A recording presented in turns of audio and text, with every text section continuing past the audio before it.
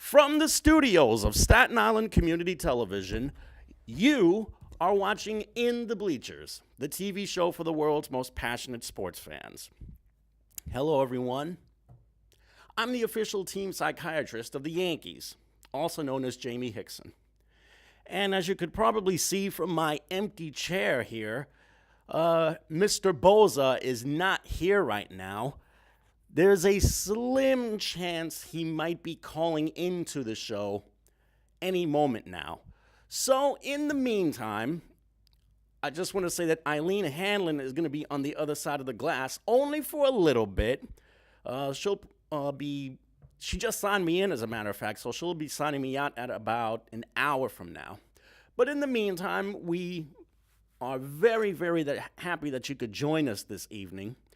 And I want to let everybody know, in case you missed any past episodes of ours, you can catch all of them on social media. They're on YouTube and the show's Facebook page, and they're also on Twitter as well.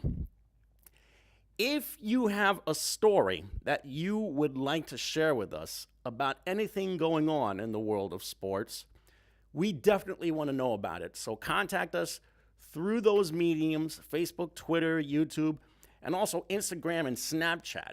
So we would love to hear from you so we can tell your story. Speaking of stories, it seems like this latest chapter of the Red Sox-Yankees rivalry has very quickly turned in the Red Sox favor.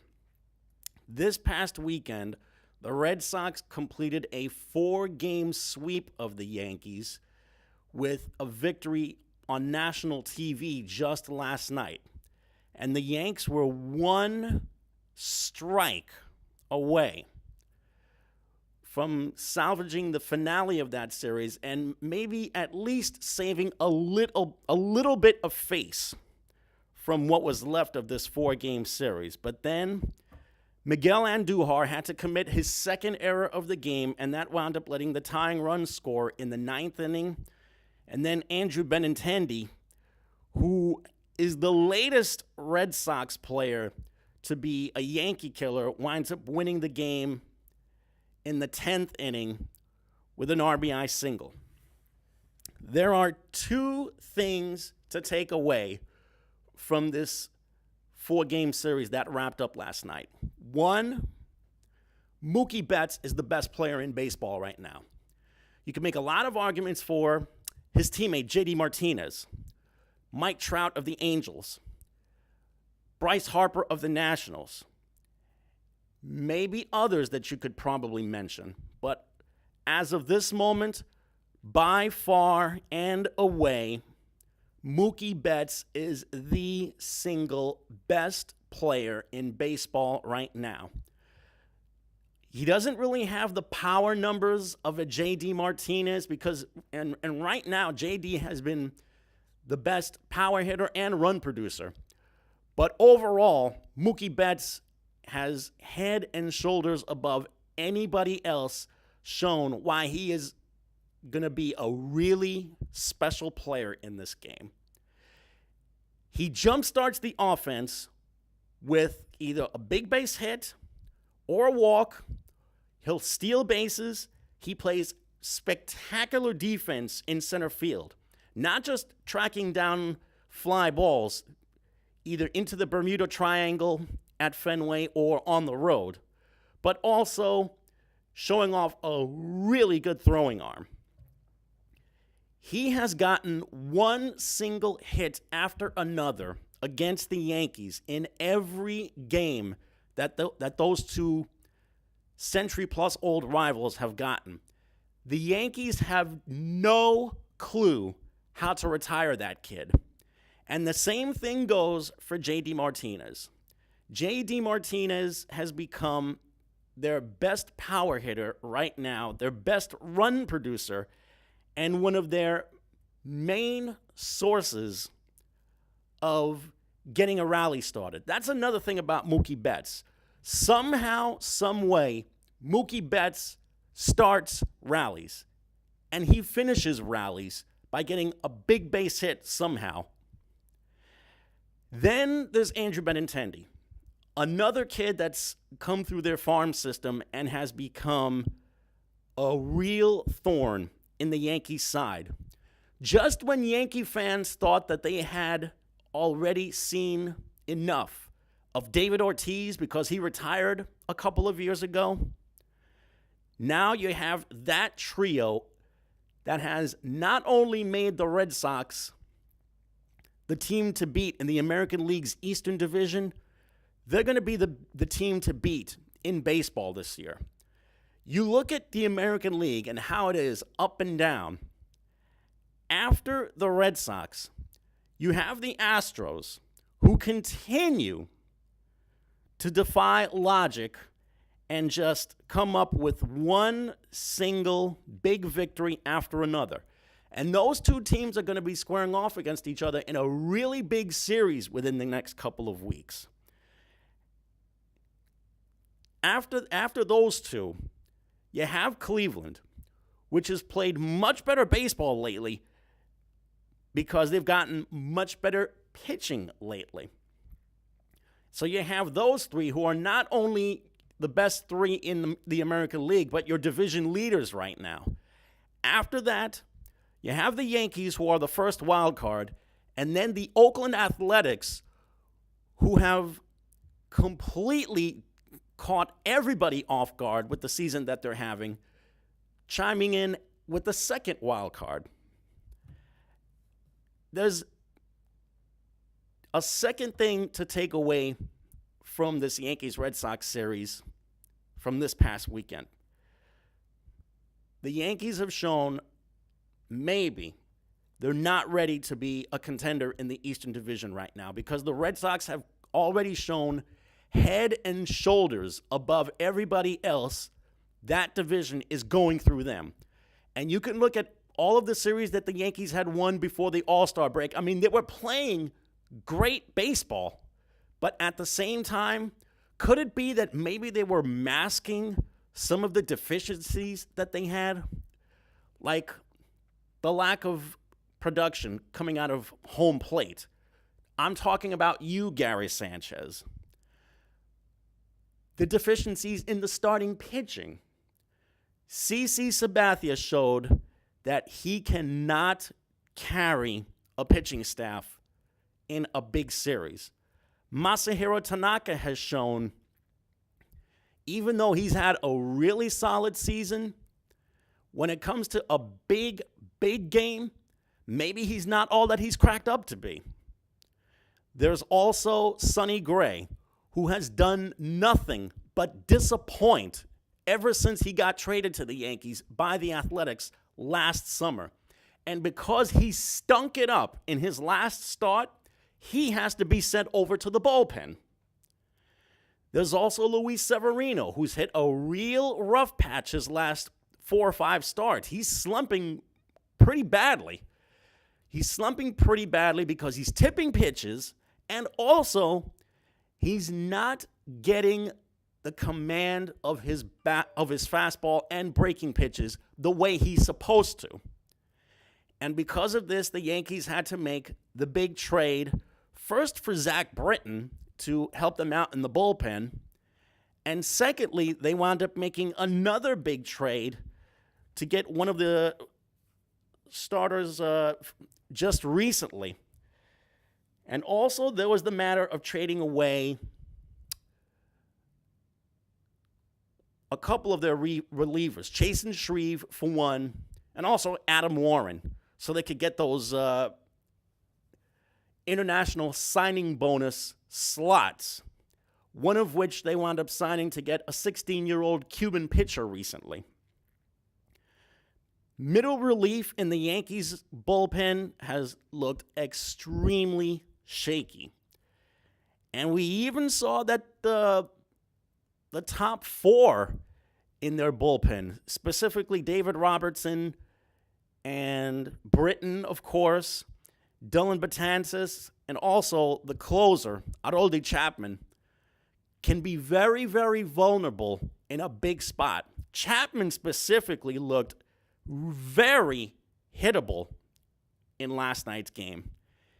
Of course, you can argue that if Miguel Andujar had just made a simple play at third base, it would have been not necessarily focused on. But looking back at that, the ball was hit very weakly down that third base line. That's number one.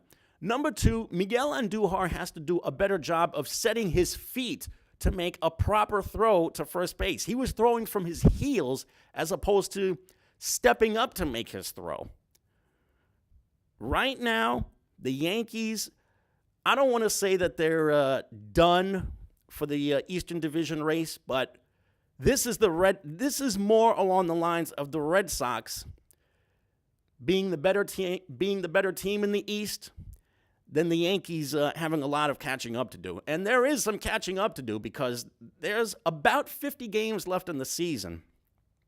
And whereas the Yankees are going to have a really, really supposedly soft schedule, the Red Sox are going to have series with the Astros and the Indians and a couple of other contenders for playoff spots. So you don't want to count the Yankees out immediately, but at the same time, they've had major problems with teams like the Baltimore Orioles, who they're a 500 team against, the Tampa Bay Rays, who've already taken 5 out of 6 meetings from the Yankees in St. Petersburg. And they've also had problems with teams that are last place squads in general. The Texas Rangers gave them a problem in Arlington, Texas, not too long ago. Now, tonight, the Yankees have the Chicago White Sox, who as of this moment might be the second worst team in the American League. It is critical that the Yankees put this weekend behind them and focus on these 3 games with the White Sox, because the White Sox have absolutely nothing going for them. At the same time, the White Sox still have a pretty decent hitter, Jose Abreu, who can snap out of a slump at any time. It's critical that the Yankees get some good pitching performances. Most of all, can we finally see some hitting out of this batting order? I mean, after seeing them lose 4-1 in consecutive games, it's gotten to the point where the Yankees have to start snapping out of their hitting slump right now and do something in the next week. Now, as far as the Mets are concerned, oh boy, what is there to say about the Mets that has not already been said in days, weeks, and months past? After seeing the Mets drop 3 out of 4 to the Braves over the weekend, I don't even know what there is to say about this franchise that has not already been said. We already know the obvious. They can't hit the side of a barn, and because they can't hit the side of a barn, they can't score runs. Their starting pitching, which has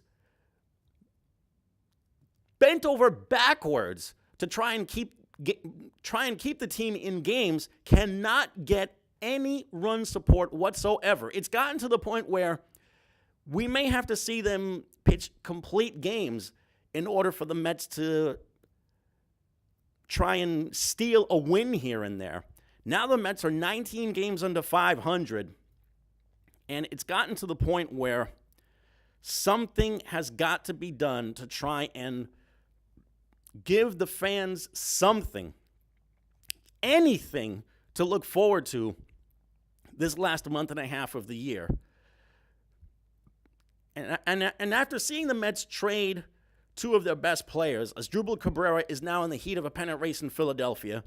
Jody Familia is now in the heat of a pennant race in Oakland.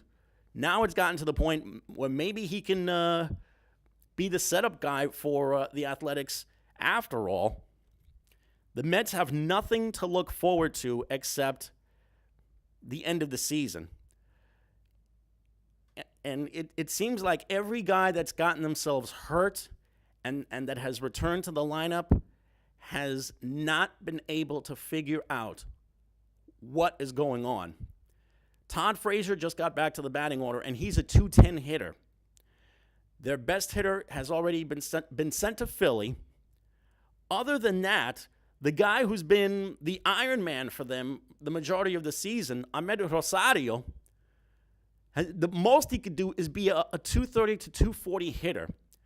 You look up and down the batting order at the guys that they have on their roster now that are position players. The best hitter that they have right now is Ahmed Rosario, who is basically a 240 hitter. That is not a way to try and win games, by having a 240 hitter lead your batting order.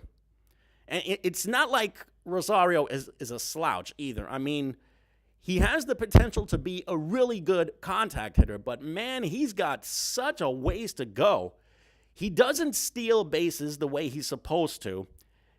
His base running leaves a lot to be desired. His range playing shortstop is very, very poor.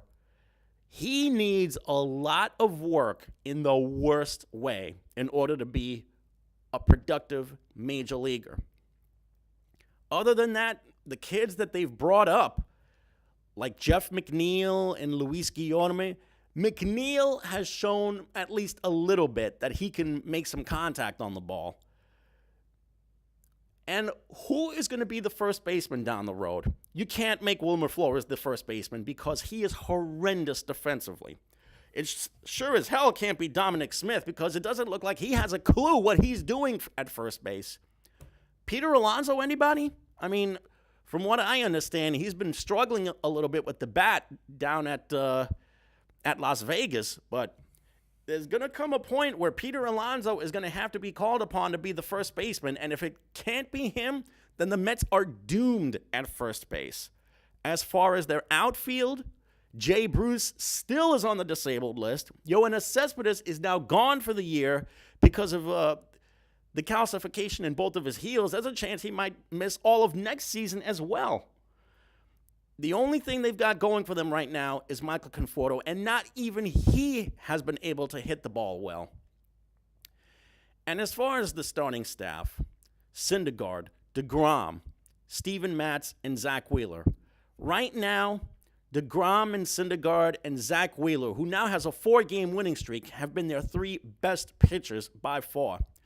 DeGrom, you can argue, has been their single best pitcher all season in spite of the countless number of no decisions that he's gotten because the Met bullpen has done nothing for him and the Mets batting order has done nothing for him.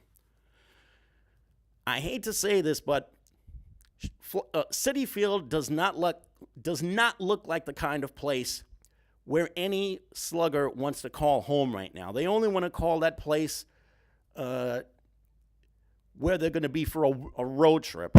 And after seeing what the Braves did to the Mets over the weekend, can we please do something to try and counter Freddie Freeman? Every time I see Freddie Freeman at the plate, he has become the modern-day version of Chipper Jones. All he ever does is get one big hit after another against the Mets. And it's gotten to the point where the Braves have become the Mets' thorn on their side for the last 20 years now. It's maddeningly frustrating to see what the Braves have done to the Mets these last 20-plus years. As far as the rest of baseball itself, Philadelphia looks like they've got a pretty decent hold on one of those playoff spots because right now they're leading the Eastern Division and they've gotten tremendous contributions from their pitching staff. As far as the Central Division is concerned, nice to see that the Chicago Cubs have been able to keep a really big chokehold on that Central Division lead. Don't count out Milwaukee, though, because Milwaukee has really gotten a great season from their batting order. As far as out west, good to see that the Dodgers have been able to keep things afloat in the Western Division, and also Arizona has had another outstanding season. And this is where you have to give credit where credit is due. Torey Lovullo, who took over as the manager last year, has done a fascinating job with that team this year. Now, tonight, we mentioned before that the Yankees are going to be playing the Red Sox. The Mets have the Cincinnati Reds at Citi Field, which means the return of one Matt Harvey. And before the game, I think the Mets did a video tribute to Matt Harvey, and he even admitted in an interview that he was in tears when he was placed on or designated for assignment by the Mets all those months ago, and that he finally realizes that he has to keep his priorities on straight now. Let's see if he stays true to his word, because when it comes to keeping your word, not a lot of people have been able to make that come true. And as far as the Western Division right now, it's the Diamondbacks and the Dodgers who are tied for the Western Division lead, and the Rockies are just 2 games behind. This is going to be one hell of a race for the West down the road. And the Cubs lead the Central Division by a game over the Brewers. I'm telling you, don't sleep on Milwaukee. And the Phillies lead the East by a 1.5 over the Braves. Now, back in the American League, it looks like the Red Sox and the Indians have made their respective divisions pretty much a runaway right now. They each lead their respective divisions by 9 games. Although in the Red Sox cases, it's 9.5 over the Yankees. And the Astros lead by 4 games out west over the Athletics. Speaking of Major League Baseball, we failed to touch on what happened last weekend because Major League Baseball had their Hall of Fame induction ceremonies take place. And one of the guys that wound up being, inducted into the Baseball Hall of Fame, speaking of Met killers, was Chipper Jones. Chipper Jones was one of the guys that wound up being inducted into the Major League Baseball Hall of Fame just last weekend. And as it turns out, he was one of a very, very flattering class of 2018. I'm going to see if I can get you the list of Hall of Famers that got inducted the final weekend in July. In the meantime, I'm gonna see if I can. I'm looking at the Hall of Fame's website, which is baseballhall.org. Here we are. Vladimir Guerrero was one of the first guys to be called up for induction into the Hall of Fame. For the record, the entire class of this year, that is, consists of Vladimir Guerrero, Trevor Hoffman, the longtime closer for the Padres, Chipper Jones, of course, Jack Morris, who was a brilliant pitcher with the Tigers and the Twins and the Blue Jays, won 3 championships as a pitcher, and in all likelihood was nominated because of his exploits in the playoffs. He was a big-time playoff pitcher. There was also Jim Tomei, who spent most of his career with the Indians, and also Alan Trammell, who was the longtime shortstop for the Tigers. That was your 2018 class of the Baseball Hall of Fame. The son of one of those guys, Vladimir Guerrero, is in the Blue Jays organization right now, and he's tearing up the minor league circuit in the Blue Jays organization. Don't be surprised if you see Vladimir Guerrero Jr. get promoted to the Blue Jays within the next few weeks. Speaking of the Hall of Fame, they had the Pro Football Hall of Fame class of 2018 get inducted in Canton, Ohio over the weekend. And they had quite a class get inducted for this year's Hall of Fame. Ray Lewis, who gave probably the most stirring speech in 1/2 hour that anyone could ever make in an induction ceremony. There was also Brian Dawkins of the Eagles and the Broncos, who was very candid about his battle with mental illness and gave some really flattering words to the people of Philadelphia and to his family and to all of the people that were so influential in his life. There was also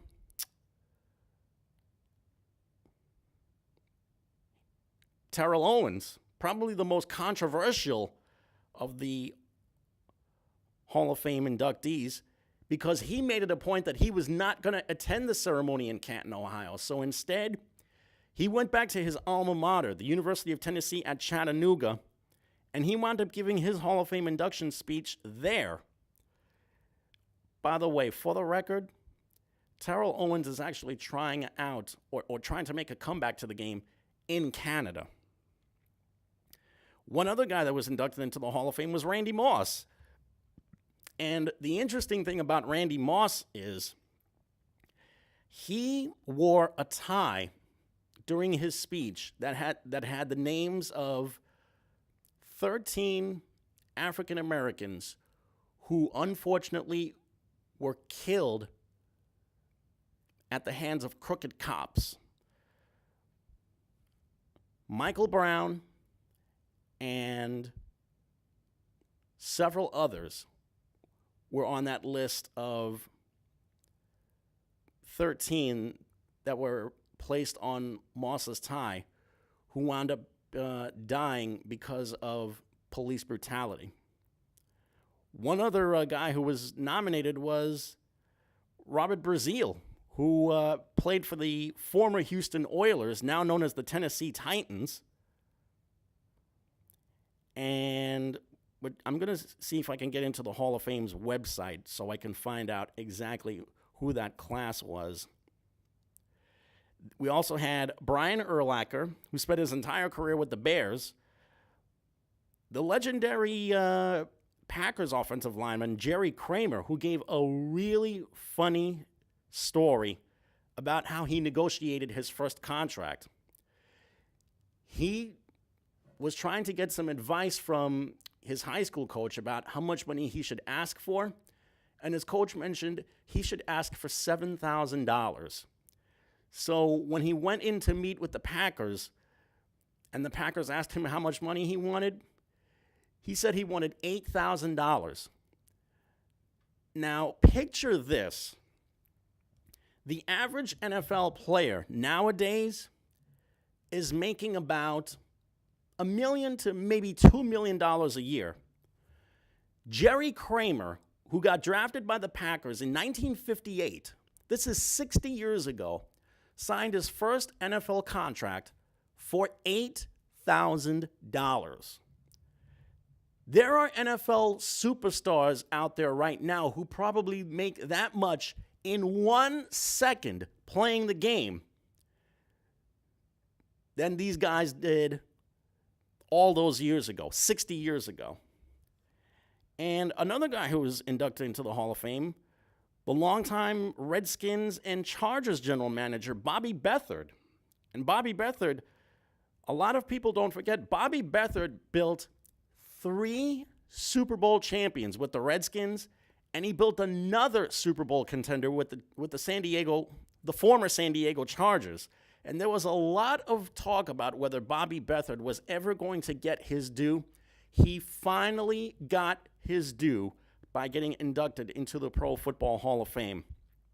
And of course, with the Pro Football Hall of Fame, you have to have the Hall of Fame game.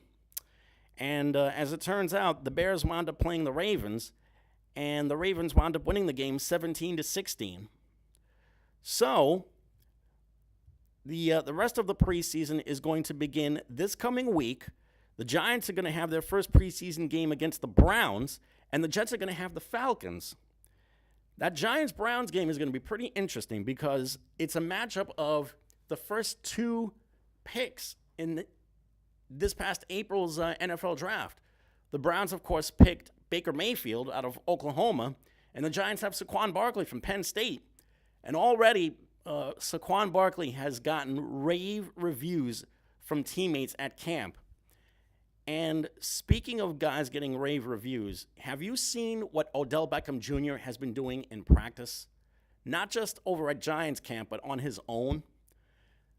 It seems like he hasn't even missed a beat. So if he can keep himself healthy and Eli Manning can keep himself upright behind a stable offensive line, think what would happen if the Giants stepped on the field against any opponent this season. I shudder to think what's going to happen when these guys take the field at 100% health. And there's also the matter of the defense, too. The defense made a lot of additions over the offseason. And, of course, in the draft, they helped themselves very well. They finally got themselves an offensive lineman, Will Hernandez from UTEP.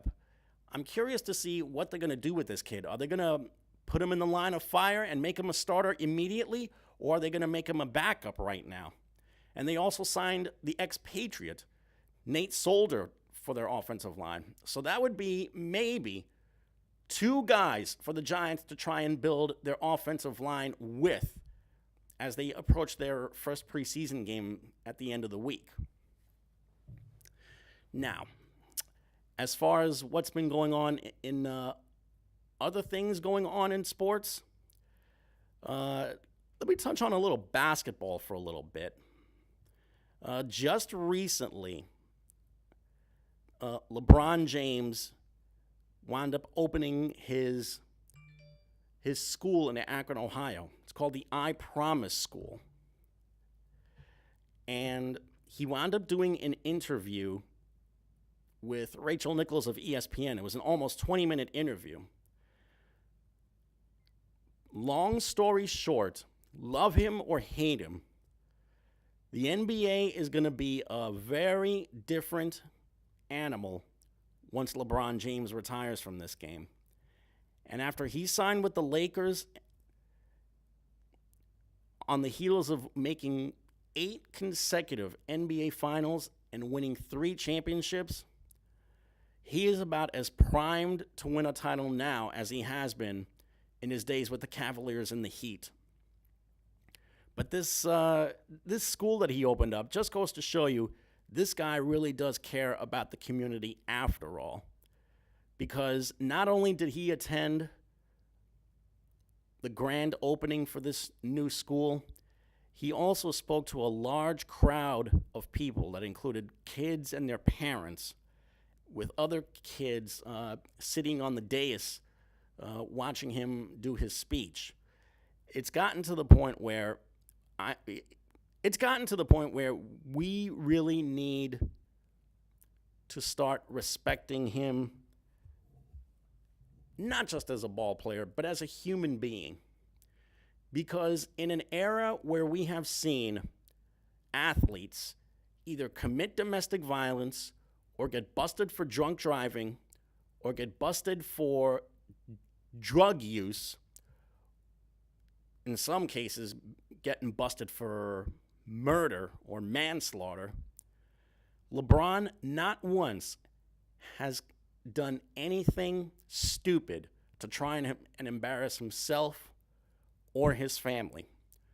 We should all be so appreciative and so fortunate, whether we're Cavalier fans or Heat fans or Laker fans or fans of the other 27 NBA teams, to have seen this kid conduct himself the way he has in the 15 years that he has played in the NBA.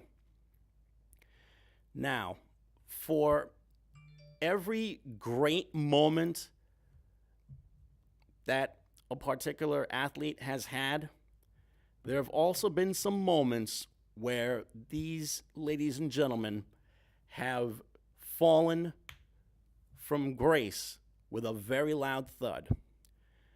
Just recently, I saw an E60 special on demand. E60 is the series of reports that ESPN does about athletes or ordinary people who are connected to sports somehow. E60 did this really fascinating but heartbreaking story about a basketball player named Sky LaRue. Sky LaRue is a basketball player who was born and raised in Washington, was an outstanding high school player, and was accepted to the University of Virginia on scholarship. She had the entire world at her feet. Unfortunately, Sky LaRue decided to drop out of Virginia so she can turn pro. She played 1 year in Italy, then made herself available for the WNBA draft. She wound up getting drafted by the Los Angeles Sparks. Do you know that Sky LaRue did not attend one single practice or one single scrimmage that the Sparks held after she got drafted? So as it turns out, the Sparks wound up releasing her. She returned home to D.C., and then mysteriously she disappeared off the face of the earth. Turns out, Sky LaRue, this once great basketball prospect, wound up being found homeless on the streets of Washington, D.C. Why she wound up homeless after having such a promising career in basketball, not even she knew. Turns out, Sky LaRue wound up being diagnosed by doctors with paranoid schizophrenia. This just goes to show you the example of how dangerous and how potentially deadly mental illness can be on a human being. The human brain is a very, very, very delicate part of the body. If it's not treated well, there will be repercussions. And because of her paranoid schizophrenia, Sky LaRue is still homeless as of this moment. Unfortunately, she wound up getting busted for drug possession, and she wound up getting charged with intent to distribute as well. So now it's gotten to the point where this young woman, we're hoping that she can just get herself back on her feet, much less get back on the basketball court now. As far as a little bit closer to our neck of the woods, both the Knicks and the Nets are pretty much looking forward to training camp right now. Training camp is going to be taking place in late September, mid to late September or so. And just recently, the Bleacher Report, which is this really great app that sports fans can go to find out the latest in the world of sports, they picked their list of teams that they say did not make any mistakes over the offseason, and then they picked their list of teams that made the biggest blunders. Can you believe the Knicks and the Brooklyn Nets were listed under teams that have not made any blunders so far and that actually did things the right way? When was the last time you wound up reading anything, either online or in the papers or in magazines, and you saw that the Knicks and the Nets were actually being praised for not doing anything stupid? Of course, I would be one to disagree because there's still the matter of Mario Hezonja to try and talk about. But at the same time, at least the Knicks did not do anything stupid to try and keep themselves totally capped out right now. As far as the Nets are concerned, the Nets probably had the single busiest offseason of the two local teams. When you think about it, look at what this team has done. In addition to the draft, Zanan Musa and Rodions Kurics are the two European kids that they picked in the draft. The Nets also made trades for Kenneth Faried, Jared Dudley, and also made probably one of the most underrated free agent signings in Ed Davis, the former Portland big man, and a kid who the Trailblazers might come to regret, because Ed Davis, for the little playing time that he got with the Blazers in his, I think, 4 years with the team, he really made a lot of good use of his playing time out there. He hustled. He was a good defender. Didn't really have much of an offensive game, but it wasn't really needed unless it was completely necessary. So you figure those guys and Shabazz Napier, a point guard who I think is pretty underrated and was Ed Davis's teammate on the Trailblazers as well. Those are two former Trailblazers that the Nets wound up signing to contracts who have a strong opportunity to prove their mettle in the New York area. And there was also the matter of another very, very overlooked signing, Travion Graham, who was a three-point specialist with the Charlotte Hornets the last couple of years. The Brooklyn Nets overall had an outstanding summer. And don't be surprised if they're not done yet, because training camp is coming around and they usually sign kids on the cheap to give them a look and see if they can probably give them a spot on the 15-man roster. As far as the Knicks are concerned, they kept things quiet, although they were able to add Mario Hezonja and also the youngster Noah Vonleh as well, in addition to the undrafted kid Alonzo Trier from Arizona, who had 3 very, very good seasons in Arizona. Let's see what the Knicks can do when training camp comes around, because it's been 5 straight years since their last playoff game. It has also been 18 years actually, since they last went to the conference finals. 5 years since they last went to the conference semifinals. 20 years since their last NBA finals. Almost 20 years. This year's coming up on the 20-year anniversary of when they last made the NBA finals. And 45 years since they last won a championship. It is critical for that fan base to have something, anything, to look forward to by the time the season rolls around in October. As far as what's going to happen with the rest of the NBA, I'm going to tell you right now, those Warriors versus Lakers games are going to look really, really great on television. That is must-see TV at its finest. And then you have the Eastern Conference as a whole. After the Celtics and the Sixers, and maybe the Pacers and the Toronto Raptors, who is left that you can call a team that can be taken seriously?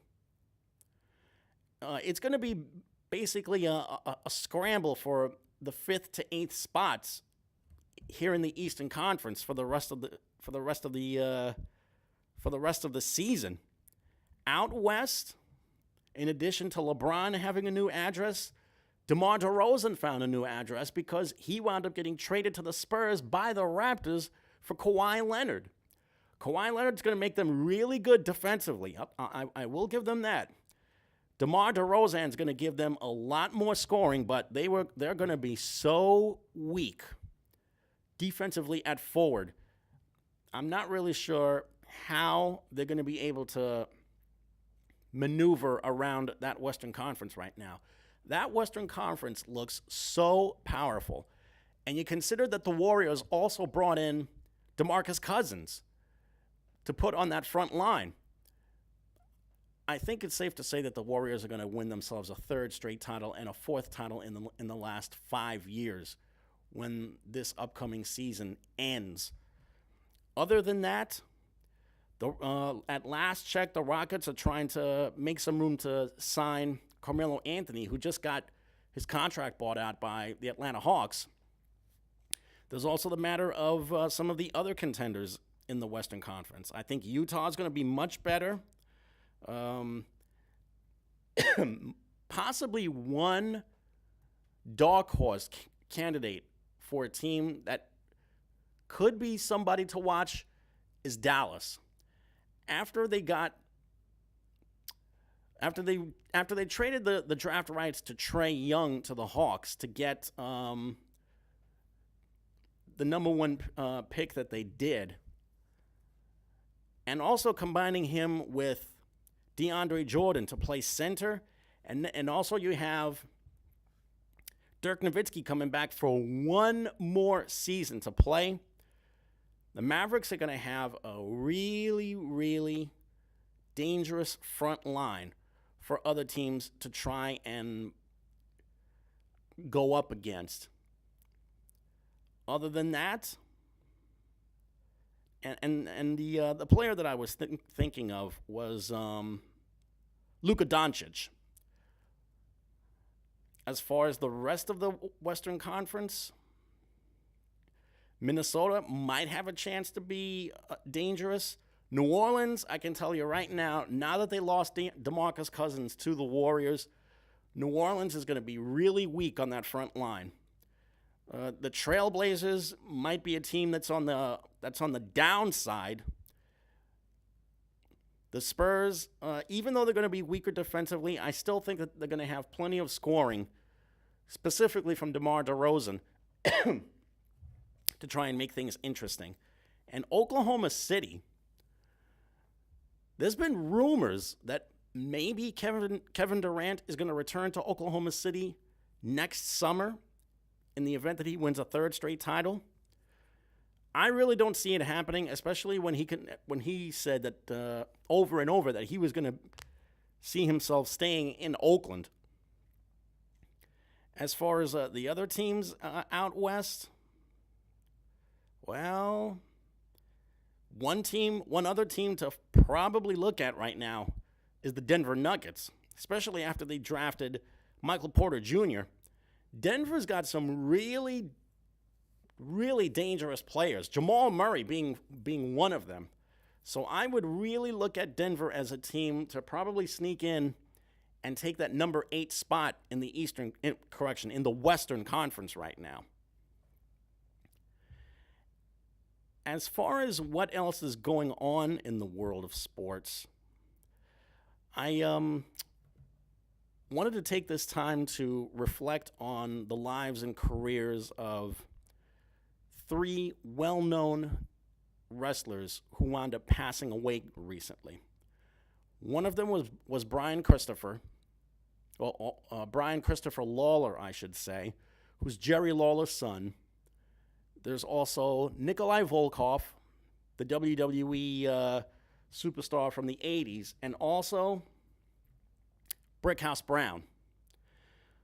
First and foremost, Nikolai Volkov, for a lot of the fans who grew up watching wrestling in the 80s, remember him in his days teaming with the Iron Sheik when they won the WWE Tag Team titles back in the 80s. And for a short time, he also teamed with Boris Zukov to form the Bolsheviks in the late 80s to early 90s. My broadcast partner, Hector Boza, had the pleasure of interviewing Nikolai Volkov about 10 years ago at the Hilton Hotel, in the lobby of the Hilton Hotel, where they had an autograph signing for a lot of famous wrestlers from the past. his obituary stated that Nikolai Volkov had retired from the ring. That's not true. Nikolai Volkov continued to wrestle even after he left WWE. He did a lot of independent shows. One independent show that I remember him seeing was at MCU Park in Brooklyn, where the Brooklyn Cyclones play. That was one of the highlights of my life. After seeing this guy after seeing this guy compete on television for so many years, I finally saw him compete in the ring, and it was a real great sight to see. Unfortunately, Nikolai Volkov passed away at age 70 recently, and he is going to leave behind a long legion of fans, and I will never forget all of the years that he sang the Russian national anthem before every match. Funny thing about it is, while his character was billed to be from Russia, the old Soviet Union, in real life, he was born in Croatia. And he wound up being born and raised in the town of Split, Croatia, at a time when it was still part of the former Yugoslavia and it was still under communist rule. So at least they had the communist angle right when they prepped his character back in the 80s.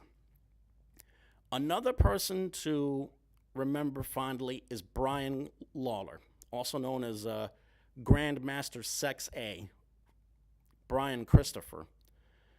Unfortunately, Brian was going through some really, really tough times in the final months of his life. And as it turns out, after he was arrested for drunk driving, he wound up getting jailed for drunk driving. Unfortunately, Brian Lawler committed suicide in his jail cell. I like to remember the Brian Lawler that made up one half of Too Cool, along with Scotty Too Hotty.